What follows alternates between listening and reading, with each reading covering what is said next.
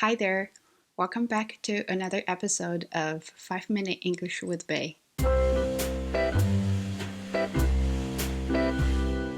Today we're going to talk about present, right now. We're going to use simple present. So as you can see, when we talk about present, we use simple. It means it should be simple. But before we get to our verb tense simple present, we have to understand when should we use it? Why do we use it? So let's have a look. When we talk about uses, we're talking about repeated actions. So if you want to describe your repeated actions, and that is a perfect time to use simple present. What is repeated actions? Something you do every day, every month, every year. For example, I brush my teeth 3 times a day.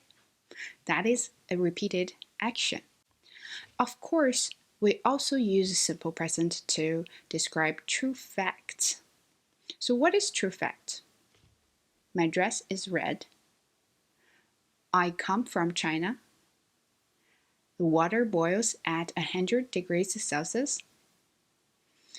So those are facts. Nobody can change it. Nobody's going to say my dress is not red. And nobody can say I don't come from China, right? Those are the facts that you cannot change. Then it's a perfect time for you to use simple present. And of course, when we talk about our schedules, some people have busy schedules, some people don't. But as long as you have schedules, you can use simple present to describe what do you do? What do you do during a day? What do you do during a week? That is your schedule. I have a meeting at 3. I have 3 appointments this week. I plan to go to a park this weekend. Those are things you schedule, and then you can use simple present. We also have some verbs that don't show any actions. We call that non-action verbs. So what are the non-action verbs? Here are some examples. Be verb. When we say be verb, we're talking about is, am, are. Those are be verb. They don't show any actions. They only show state. Have. I have a dog. I have many students. I have a degree. Have. To show you own something. Have. And of course, you can talk about your feelings. I like, I love, I hate, I dislike, I feel. Those are feelings. And of course, you have thinking verbs. When you think, you don't really see actions there. That's why we call non-action verbs.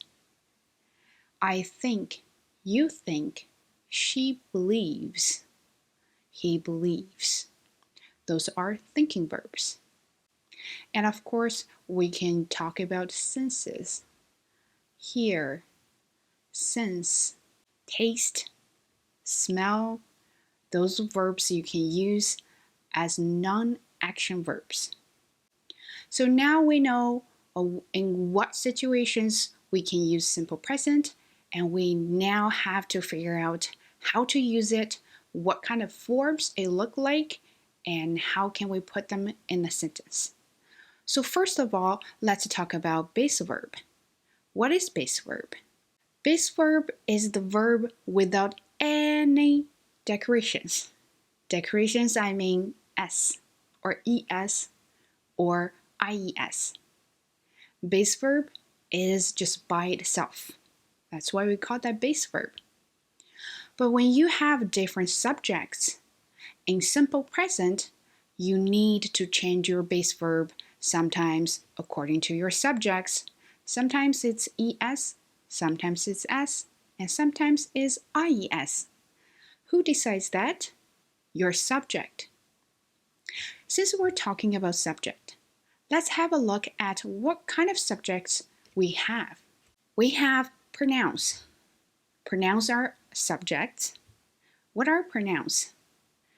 I, you, he, she, it, we, they, you.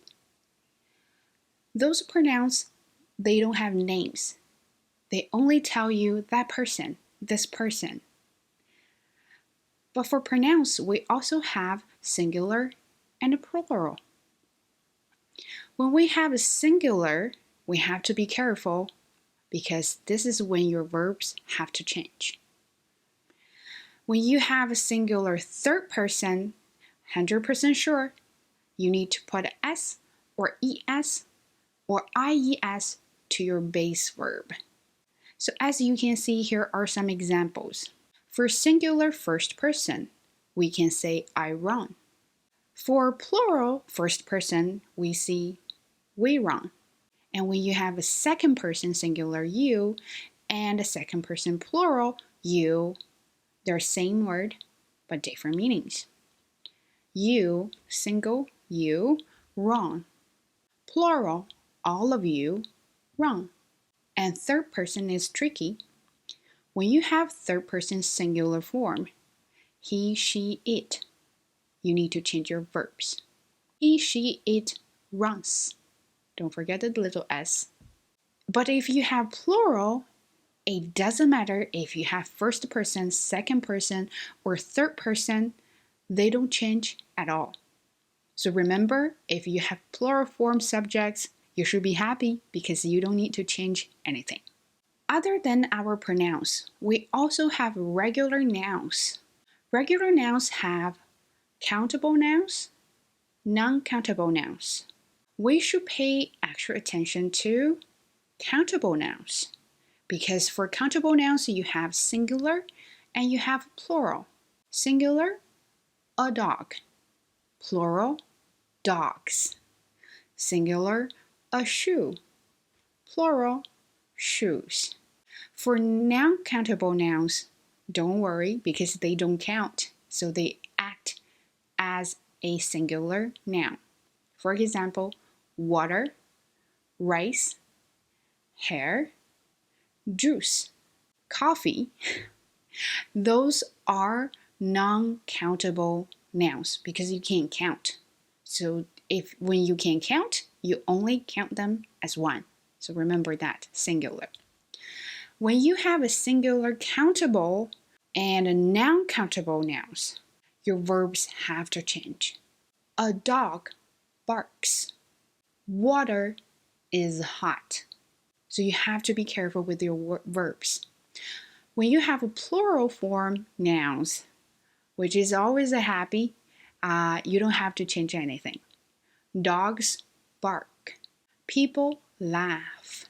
We all come from China. So when you have plural forms, you should be happy because you don't have to do anything to your verbs. But when you have a singular, countable, or non-countable nouns, be careful. This is when you need to make a little change to your verbs. So make sure you make a correct change. Okay, so after we talked about so much, how am I going to practice? How am I going to remember when to use it, how to use it, and how to use what? So here I gave you a little story. Let's have a look at the story together. This is about a basketball team, my basketball team. So you can find any stories you want to read or any text that you want to practice. It doesn't have to be this one. And what you can practice with the simple present is to come here, read those sentences, and find all your verbs that are in simple present. So let's have a look at the first sentence. The verb in this sentence is. This is my basketball team. Is here is a non-action verb, and the first sentence is talking about fact. This is my basketball team.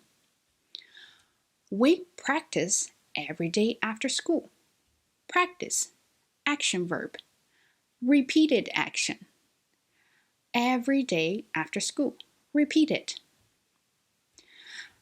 Our team is called the Calvin Clippers. Our team is a fact. You're talking about the name of the team. Fact is. We have 10 people on our team. Remember, have is part of non-action verbs. You own the 10 people on your team, and this is a fact. We play games every Saturday. Play, action. Every Saturday, schedule, repeated action. Every Saturday, you do this. That is schedule. Our coach is Mr. Fox. Is, fact. Our coach is Mr. Fox. The name is. He is a very good coach. He is. Here is also another fact. We like him very much. Like, a verb that can describe your feelings. You like. We like him very much. Sometimes he buys. Sometimes he buys us drinks or ice cream. Sometimes he buys. This is repeated action. Buys. Sometimes he buys us drinks or ice cream after we practice. Practice, action verb.